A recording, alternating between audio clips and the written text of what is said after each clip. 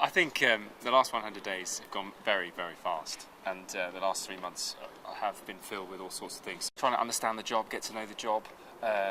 No one tells you to go home, so you've got to be very quite self-disciplined, so very fast and furious. I've set out a police and crime plan. We've worked out how we're going to spend 122 million over the next year. I've set out some priorities around drugs and alcohol, violent crime, antisocial behaviour, crime prevention. I've met a raft of people. So I think people are starting to understand what I do, who I am, what I'm about. That's just the first 3 months. Some people who didn't like the role of Police and Crime Commissioner still don't like it. I've still got a lot of work to do. I've got to know the police force a lot better. I've been out on night shifts with police officers to see what they do and also take some ideas from them about what we can do better. So I've had a mixed reaction. What are the key objectives for the next 100 days? Well, it is about now unpacking the police and crime plan and having a timetable for delivery. So we obviously got to talk more about the reservist force and what that looks like, and what our ambitions around reducing violent crime look like, who's going to be doing that, how we're going to measure success, what does a new, fresh approach to drugs look like, the Office for Faith-Based Initiatives needs to be set up. I need to also start allocating funds for community safety partnerships and generally start distributing monies for the review of victims' support services. People feel that there's not enough visible policing. People feel that there's also a lot more antisocial behaviour, although actually on antisocial behaviour it's gone down by about 20%, but people's perceptions are still there. So we've got a lot of work to do around perception of crime, not so much the reality of crime.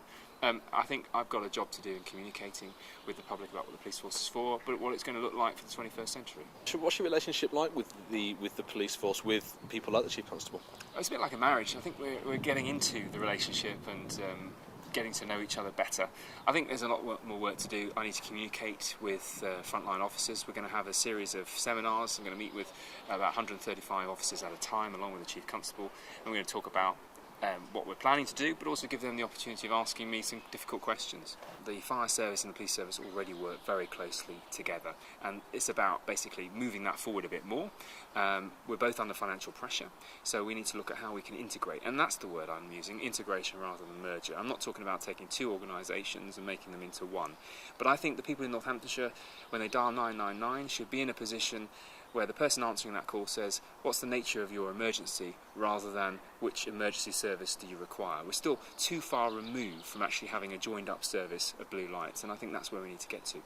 I think what we've got with Adam Simmonds as our Commissioner is a real sense of added value.